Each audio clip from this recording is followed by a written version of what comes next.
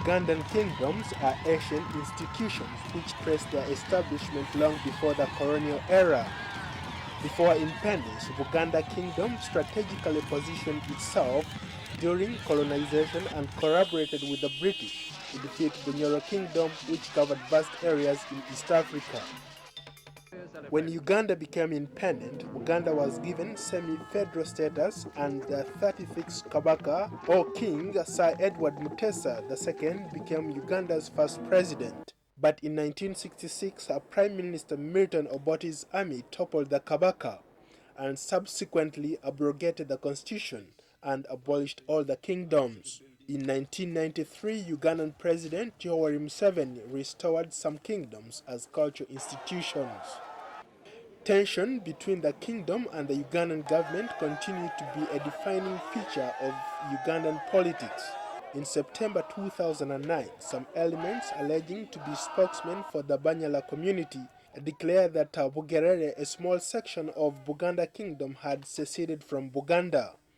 His Majesty the Kabaka Ronald Mwenda Mutebi II of Buganda wanted to go there and talk to his subjects, but was prohibited by the government to travel, a decision which led to riots and the death of at least 30 innocent people reportedly killed by government security forces.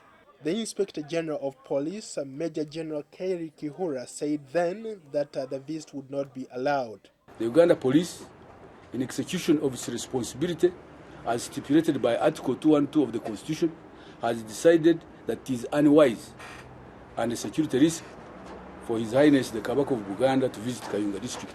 Supporters of Buganda's king protested and riots followed in Ugandan capital Kampala after the police had brought the Kabaka, who was scheduled to visit his flagship town of Kayunga.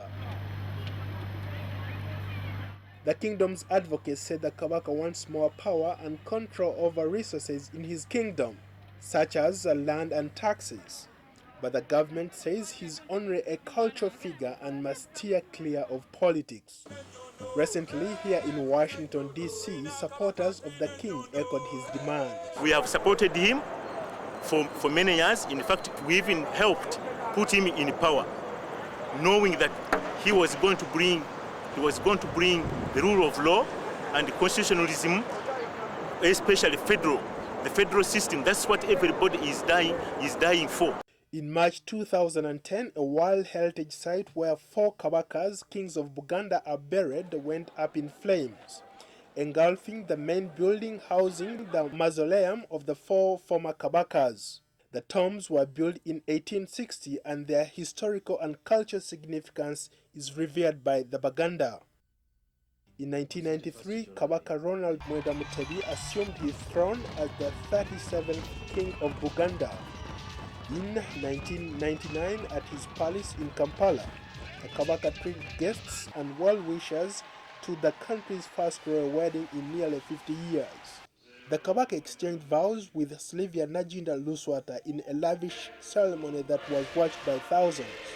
This week, the Queen of Buganda, Naba Gereka, is the keynote speaker at the 2010 Ugandan North American Association, or UNA convention here in Washington, D.C.